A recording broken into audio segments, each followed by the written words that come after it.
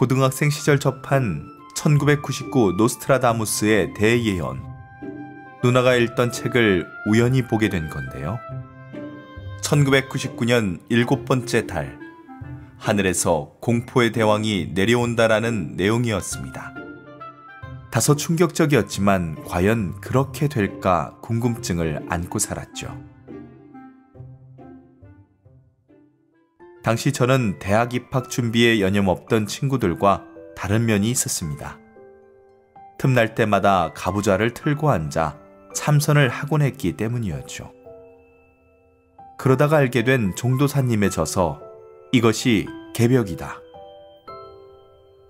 개벽은 지구의 멸망이 아니라 새로운 세상에 열리는 것이라는 것을 알게 됐습니다.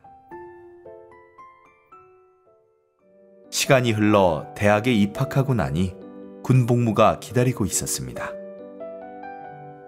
그래서 입대 전 누나를 만나기 위해 갔던 서울.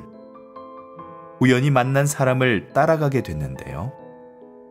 그때만 해도 오랫동안 포덕 활동에 참여하며 대순진리회 숙소에서 생활하게 될 줄은 상상도 못했습니다.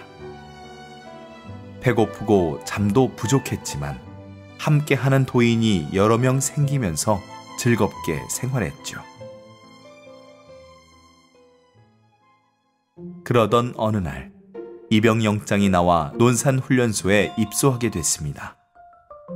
그런데 신체검사 이후 갑자기 퇴소 명령이 떨어졌습니다.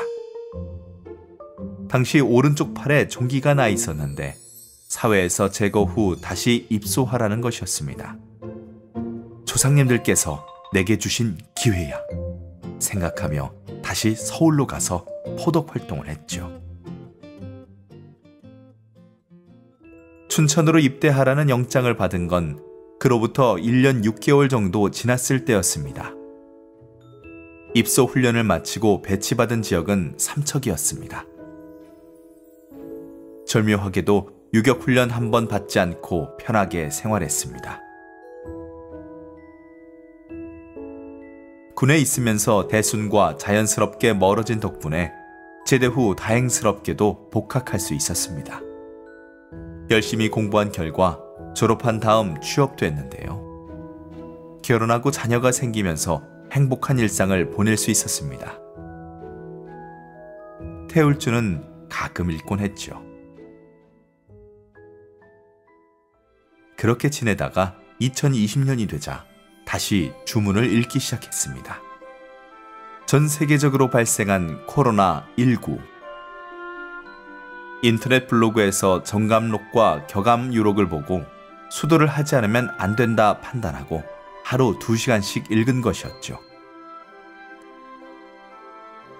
그로부터 1년 8개월 됐을 무렵 예전에 입대하기 전 의지했던 선각을 수소문하기 시작했습니다. 하지만 30년이 훌쩍 지난 시점이었던지라 찾을 수 없었습니다. 인터넷을 통해 당시 안면 있던 분을 겨우 만날 수 있었습니다. 그래서 같이 수도하려고 마음먹었다가 크게 실망하는 일이 생겼는데 그분이 다른 갈래의 신앙을 하고 있었기 때문이었죠. 어디를 가야 상제님 신앙을 할 수 있을까? 고민하던 중 인터넷에서 찾은 상제님 진리. 당장 서점으로 달려가 도전을 구매해 읽었습니다. 대순에서 배운 내용과 다르게 상제님의 행적을 자세하게 알 수 있어 감동했죠. 하지만 그때까지만 해도 수도하기에 적당한 곳을 찾지 못한 채 여기저기 다니며 방황했습니다.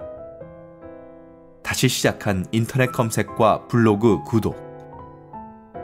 상제님 진리 입도수기를 읽으며 대순진리회에 다니면 좋지 않게 보는데 증산도는 상제님의 도를 온전하게 펴고 있는 곳이구나 확신할 수 있었습니다. 또한 도전 속에는 치병 사례가 많은데 대순은 왜 그렇지 못할까 하는 의문도 들었습니다. 하지만 상제님 말씀처럼 일심으로 하면 치병 능력도 자연스레 생기는 것 아닐까 생각 들더군요. 결국 대순에서 열심히 수도하는 분도 많지만 내가 몸담을 곳은 아니다 판단했죠. 그래서 상제님 진리를 신앙하기 위해 마음을 다잡고 집에서 가까운 서울 동대문 도장으로 연락했습니다. 그때 전화 받으셨던 분은 전수호사님이었는데요. 다음날 저녁 7시에 방문하기로 하고 약속 시간에 갔다가 상제님 진리에 대해 자세한 설명을 듣게 됐습니다. 입도 교육도 바로 시작했는데요.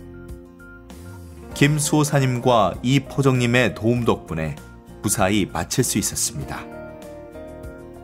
이 모든 과정이 제 조상님들의 공덕과 지극한 보살핌 덕분이라는 것을 느낍니다.